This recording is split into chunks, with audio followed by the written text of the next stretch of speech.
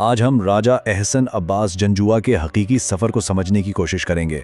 ये एक ऐसी कहानी है जो नुकसान, गम और उसके बाद पैदा होने वाली शदीद तन्हाई के बारे में है। ये ज़िंदगी की उन सच्चाइयों का सामना है जिनसे हम सब भागते हैं। ये जो जुमला है ना, ये असल में इस पूरी कहानी का खुलासा है। ये किसी एक हादसे की बात नहीं हो रही, बल्कि एक ऐसी मुनज़्ज़म तबाही की जिसने एक खुशहाल दुनिया को आहिस्ता आहिस्ता एक एक ईंट करके मलबे के ढेर में बदल दिया। तो चलिए कहानी के आगाज में चलते हैं। हर तूफान से पहले एक सुकून होता है। ये कहानी भी एक ऐसी ही दुनिया से शुरू होती है जो मोहब्बत और खानदानी रिश्तों से भरी हुई थी। यहाँ एक बहुत गहरी बात नजर आती है। एक तरफ माली तौर पर तंगी थी, गुर्बत थी, लेकिन दूसरी तरफ जज्बाती तौर पर वो बहुत अमीर थे। यानी जेबें भले खाली थी, लेकिन दिल मोहब्बत, रिश्तों और अपनेपन से भरे हुए थे, और यही उनकी असल दौलत थी।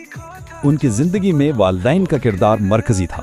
वो सिर्फ माँ बाप नहीं थे, बल्कि एक तरह से मुजस्समा साज थे, जिन्होंने अपनी कुर्बानियों और मोहब्बत से अपने बेटे के किरदार को बनाया। मेहरबानी और मुश्किल में हिम्मत ना हारने का सबक, यही वो चीजें थीं जो आगे चलकर उनका वाहिद सहारा बनने वाली थीं। और फिर अचानक सब कुछ बदल गया। कहानी का ये वो मोड़ है जहां जिंदगी एक जलजले की तरह आती है और उनकी दुनिया की बुनियादों को ही हिलाकर रख देती है। सब कुछ बिखर जाता है। ये सिर्फ एक दुख नहीं था, ये तो जैसे दुखों की एक लड़ी थी। पहले अपनी माँ को एक तकलीफ दे बीमारी से लड़ते हुए देखना, फिर उनका चला जाना, और उसके बाद जो खला पैदा हुआ, वो खामोशी, वो किसी भी शोर से ज्यादा ऊंची और तकलीफ दे थी। ये जो बात है ना, ये समझने वाली है। गम से पैदा होने वाली खामोशी का मतलब सिर्फ आवाजों का ना होना नहीं होता। ये खुद एक मौजूदगी बन जाती है, एक भारी बोझल एहसास जो हर वक्त आप पर हावी रहता है। ये वो खामोशी नहीं जो सुकून देती है, ये वो खामोशी है जो अंदर ही अंदर शोर मचाती है। इतनी तबाही के बाद ऐसा लगा कि शायद उम्मीद की कोई वजह है। कुछ सहारे सामने आए, कुछ रिश्ते जो इस मलबे में जिंदगी की निशानी की तरह लग रहे थे। इस मुश्किल वक्त में दो लोग सहारा बनकर आए।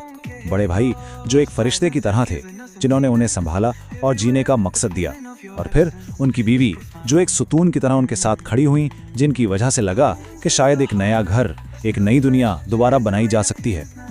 लेकिन अफसोस, कहानी यहाँ एक और तल्ख मोड़ लेती है।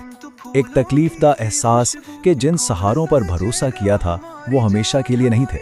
ये इस बात का इशारा था कि उम्मीद का ये छोटा सा दौर भी अब खत्म होने को है।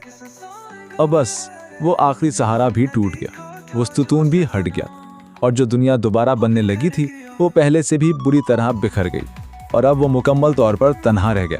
तो अब हम आते हैं कहानी के उस हिस्से पर जो सबसे मुश्किल है, यानी इनका आज, इनकी मौजूदा हालत, वो अंदरूनी दुनिया जहां गम और तन्हाई ने मुस्तकिल कब्जा कर लिया है।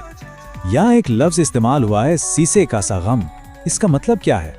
मतलब ये कि ये वो गम नहीं जो वक्त के साथ चला जाता है, नहीं, ये वो गम है जो आपके अंदर जम जाता है, शीशे की तरह भारी, और खुशी की हर उम्मीद को कुचल देता है। ये एक सादा सा जुमला है, लेकिन बहुत गहरा। यानी गम अब कोई बाहर की चीज नहीं रहा, वो उनके वजूद का, उनकी शख्सियत का हिस्सा बन चुका है। और ये दर्द कोई मेहमान नहीं जो आए और चला जाए, नहीं, ये एक ऐसा साथी बन गया है जो 24 घंटे उनके साथ रहता है, जिससे कोई फरार मुमकिन नहीं। और जब दर्द इतना बढ़ जाए, जब हर लम्हा अजियत बन जाए, तो इंसान मायूसी की इंतहा पर पहुंच जाता है। और ये वही इंतहा है, मरने की ख्वाहिश। ये इस्तियारा बहुत तकलीफदेह है। जरा सोचें, एक ऐसा कमरा जिसमें कोई खिड़की नहीं, कोई रोशनदान नहीं, हर तरफ अंधेरा है। ऐसी जगह पर मौत ही बाहर निकलने का वाहिद रास्ता लगने लगती है। तो सवाल ये पैदा होता है कि जब दर्द इतना ज्यादा है तो फिर जिंदगी क्यों है?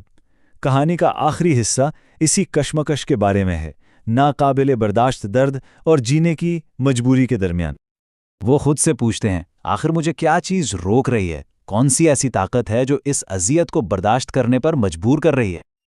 और इसका कोई एक पक्का जवाब नहीं है, बस कुछ धुंधली सी वजूहात हैं। शायद अपने भाई का वो यकीन जो उन्हें उन पर था, या अपने वालिदैन से मिली हिम्मत का कोई टूटा फूटा धागा, या हो सकता है ये सब कुछ नहीं, बस मौत का डर हो।